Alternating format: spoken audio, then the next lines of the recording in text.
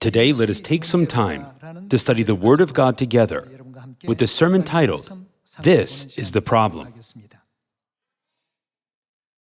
As we walk the path of faith, we encounter numerous challenges. Should I follow God's will? Or should I make God follow my will? In other words, should I make God follow me? We often find ourselves at this crossroads. This is indeed a significant problem. We intellectually understand that we must follow God's will. However, in our daily lives, amidst numerous worries and conflicts, we often wonder, should I follow the will of God, or should God align with my will? Everyone, it is perplexing, isn't it? Despite the fact that it is only natural for us to learn about God and follow His teaching and will in our life of faith, we may sometimes develop the misguided tendency to try to mold God's will to fit our own desires and make God follow our will.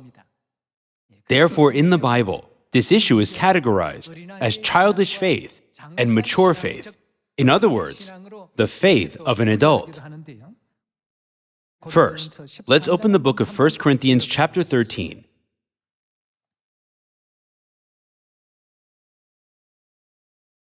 Let's take a look at chapter 13, verse 11. When I was a child, I talked like a child.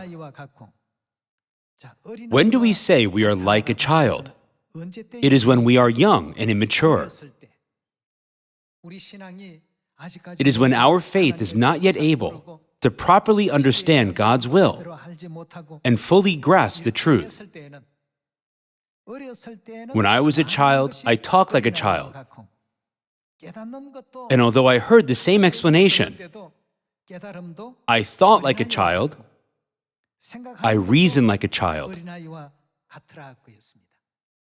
I couldn't help but have the faith of a child. But when I became a man, what happened? I put the ways of childhood behind me. We must no longer have such ways. We must discard them.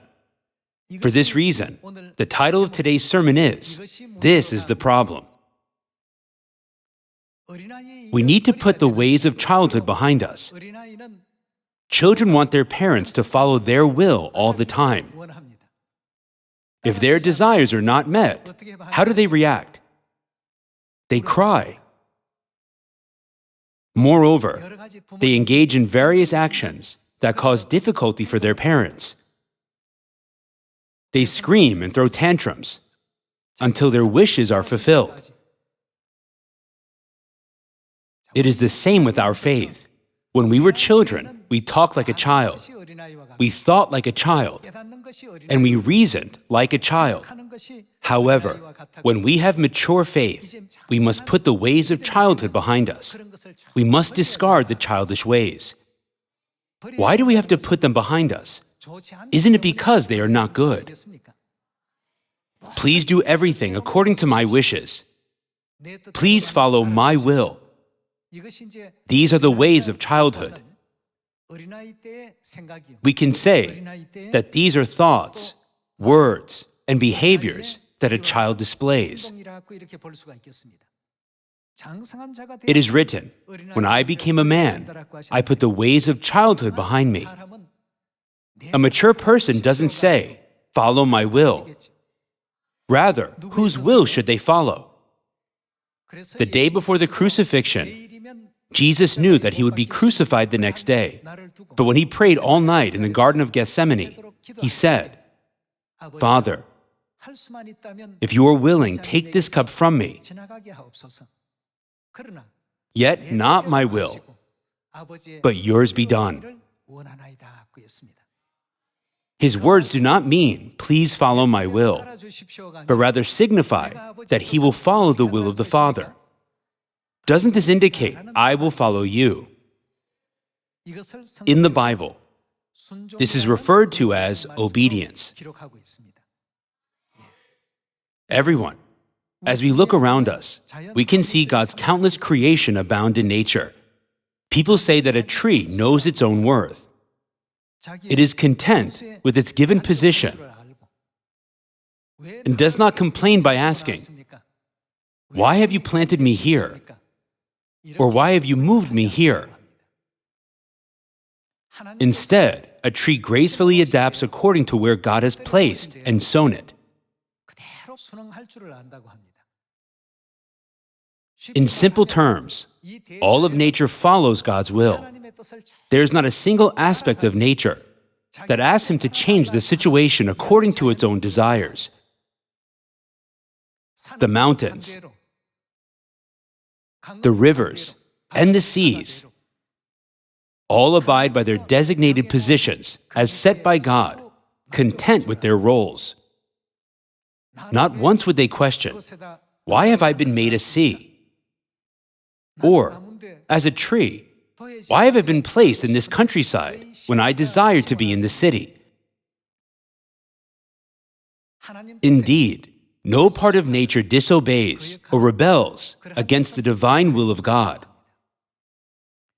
For this reason, I would like to share a certain phrase with all of you to contemplate together. A tree knows how to be content with its given role. It never complains about being a tree.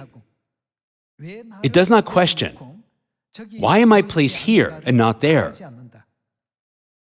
Greed obscures wisdom, leading to disobedience and being engulfed in complaints and grumbles. Ultimately, it makes us forget to express gratitude. I found this to be a meaningful message for us to reflect upon together.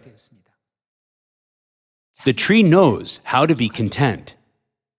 When we look at nature around us, we see that they know their place and are content, never questioning, "Why have I been made a mountain when I wish to be a plain?"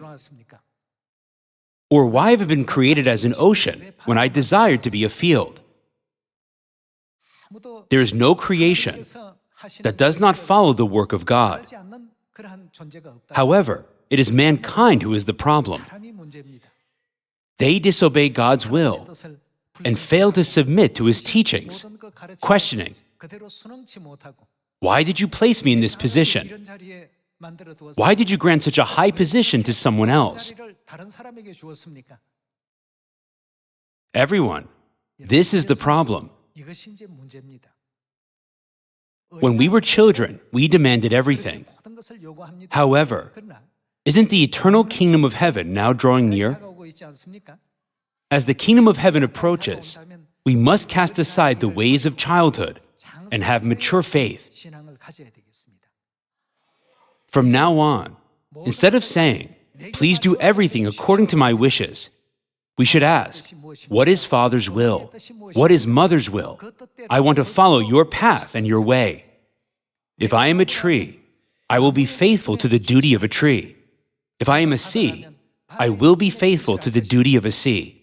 If I am a mountain, I will be faithful to the duty of a mountain." With this faith, all of our prophets and our beloved members should declare, "I will fully devote myself to the path that our father and mother guide us on, according to their providence of creation."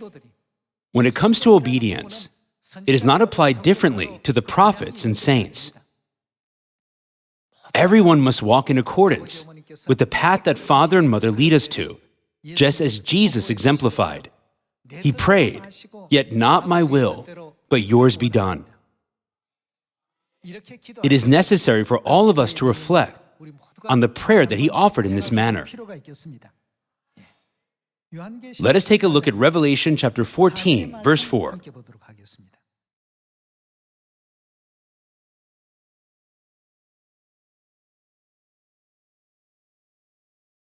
Chapter 14, verse 4. "These are those who did not defile themselves with women, for they remain virgins. They follow the Lamb wherever He goes." When it says wherever, it is not limited to a certain environment. It could be a very confined space or a very vast and expansive one. There's no fixed definition for wherever.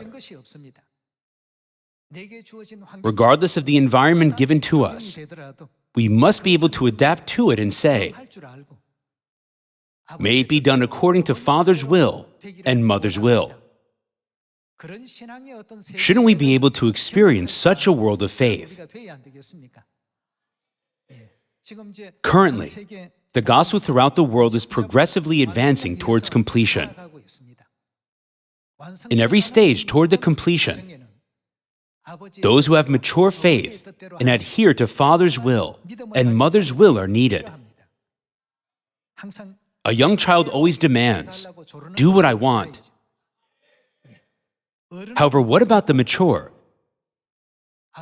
They declare, "I will follow Father's will and Mother's will."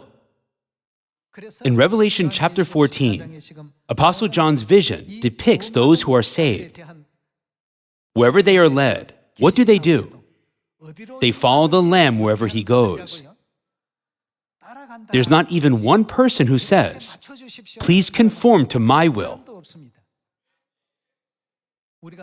We must focus on this aspect when studying the Bible. When we have mature faith, our prayers are no longer focused on asking for things to be done according to our desires.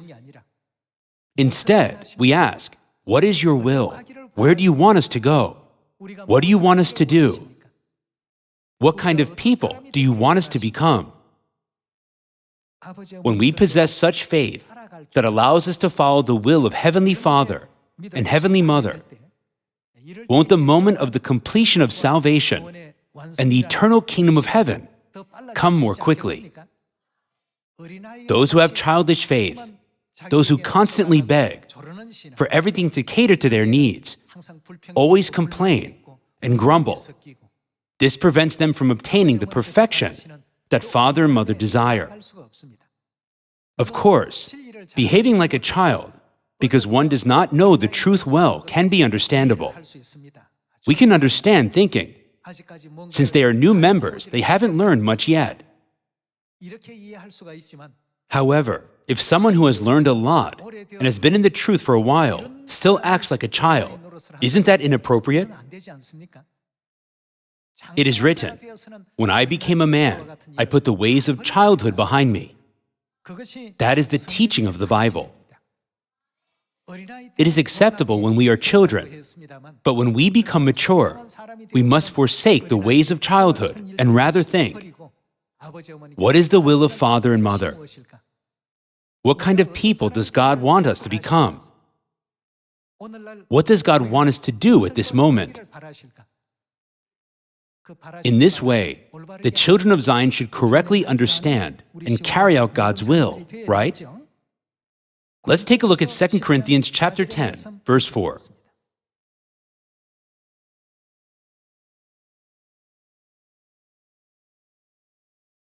Chapter 10, verse 4. "The weapons we fight with are not the weapons of the world. On the contrary, they have divine power to demolish strongholds. We demolish arguments and every pretension that sets itself up against the knowledge of God, and we take captive every thought to make it obedient." To whom? Christ. "And we will be ready to punish every act of disobedience once your obedience is complete." We should take captive all of our thoughts and follow God's will with obedience. Only when we accomplish this level will God judge and punish the entire world who are not doing so. We all want to go to the kingdom of heaven as soon as possible, don't we? We have hope for the kingdom of heaven. If so, what should we do with childish faith? We must abandon it. Please be understanding toward those who have just received the truth and may behave like children. However, if you are in the leading position as the mature, who should set an example for the members, you must put the ways of childhood behind you. Please think of trees. A tree knows what its duty is and finds contentment in fulfilling its role accordingly. The tree finds contentment and happiness in its life, basking in the warmth of sunlight, which is God's grace, absorbing the rain, breathing in the fresh air, and being surrounded by the joyful songs of all living creatures.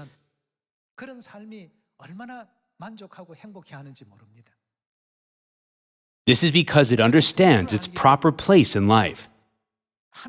It knows well that the spot where God has planted it is the precise place where it is meant to live. Take a moment to observe nature and all creation. God created the heavens, the earth, and everything within them. Each mountain proudly maintains its dignity, and every river is well aware of its purpose. Do the nameless flowers blooming in the fields ever grumble? God, why did you not create me as the roses or the other flowers cherished by people? Why must I grow here unremarkable in the wild? Do the wild flowers grumble against God? No, they are content with where they are. I am truly grateful to God for granting me this life. They diligently fulfill their roles right where they are. If all the children of Zion fully follow the will of Father and Mother, the gospel will be complete. The gospel is completed when the desired situation that God wants is achieved. If we want to go to the kingdom of heaven, yet we do not know the way to go there, not being satisfied with our current position, then we cannot say that we are God's workers. For this reason, what is the title of today's sermon? This is the problem. When we put all these ways of childhood behind us, God will be pleased with us and open wide the door of the gospel in Asia. He will also open the door of the gospel in North America and in Central America, as well as South America. God will open the door of the gospel in Africa and even in Europe, in every region throughout the world. The entire world requires this preparation. Childish faith must be transformed to mature faith. According to the teachings in Revelation chapter 14 and in 2 Corinthians chapter 10 verse 6 that we just read, if we come to have mature faith and our obedience becomes complete, only then would God be able to proclaim that the gospel mission has been completed and punish the wicked. In other words, God would have reason to judge the wicked. If God brings judgment right now, His children cannot be saved. So what does God continue to do? He grants us another year and continues to watch over us. Have they acquired mature faith, or are they still persisting to fulfill their own desires? We should be determined and say, we will completely follow and comply with the will of Father and Mother. In this way, we should bring about a beautiful transformation in our faith. A dragonfly undergoes metamorphosis from a larval form to possessing stunning, silvery transparent wings and a slender, streamlined tail. What is necessary for it to have two large compound eyes? Transformation is essential. All the children of Zion will inevitably experience such a transformation in the blink of an eye. To accomplish this, we must first and foremost resolve this problem. Do we have childish faith or mature faith? Do we merely demand everything should be tailored to suit me? Or have we determined to follow the will of Father and Mother If there is no obedience, God cannot find justification to punish and judge the wicked. Why is that? As the just and righteous judge, God looks to judge the wicked, but he sees that even his children are not yet fully mature. Thus, if he were to pass judgment right away, his beloved children would also inevitably suffer spiritual harm. That is why he waits. If we want to go to the kingdom of heaven, our faith must become mature. We must examine once more where the will of father and mother lies, collaborate, support one another, pray for each other, show consideration for one another, and help each other on the journey toward the kingdom of heaven. I humbly request that all our heavenly family members strive to embody these qualities. Shall we take a look at Hebrews chapter 3?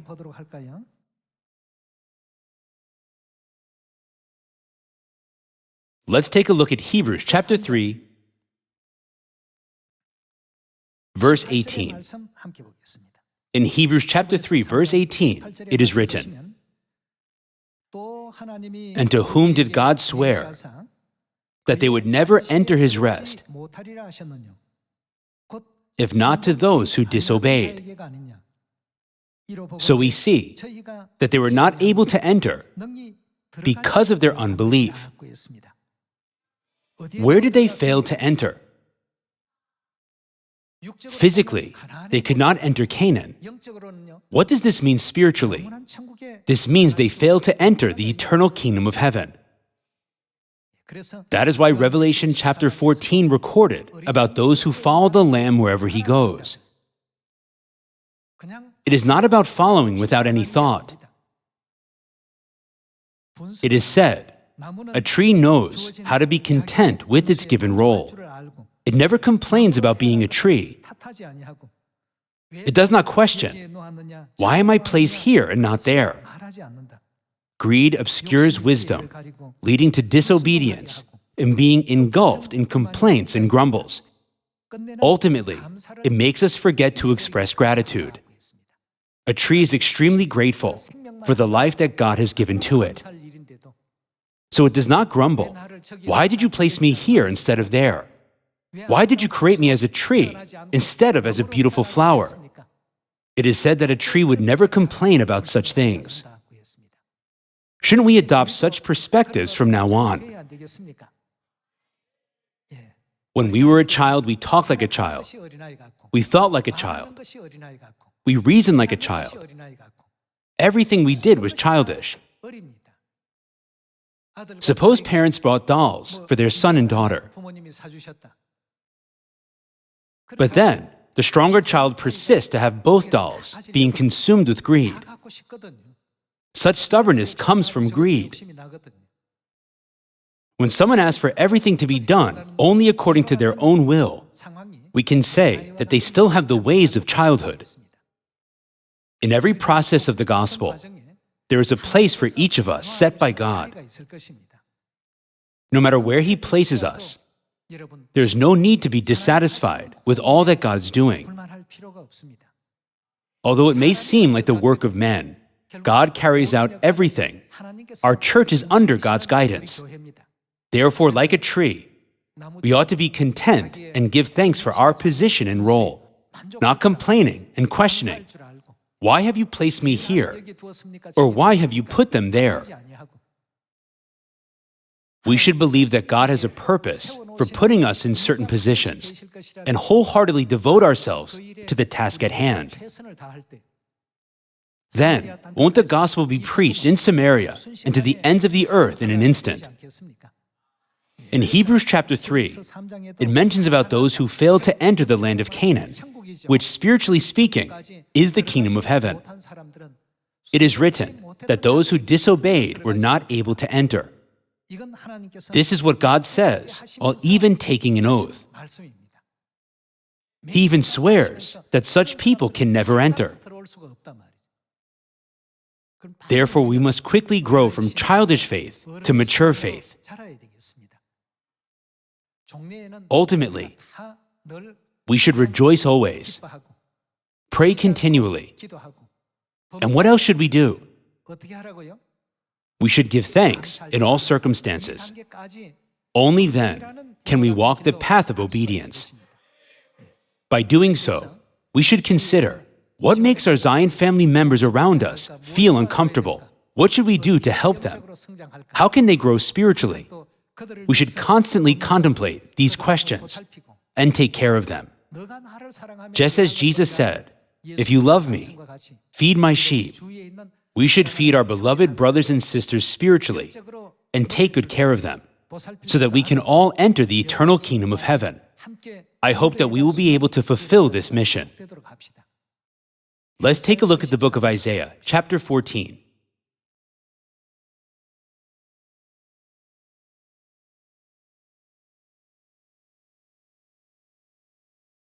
Let's see Isaiah chapter 14, verse 24.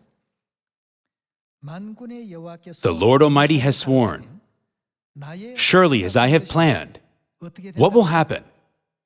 So it will be. And as I have purposed, so it will happen." It is written, so it will happen. Whose will is this? This is the will of God. Then what is God's plan and administration? In Matthew chapter 28, how far does the gospel go? God says that it will be preached to all nations. In Matthew chapter 24, God says that it will be preached to the whole world.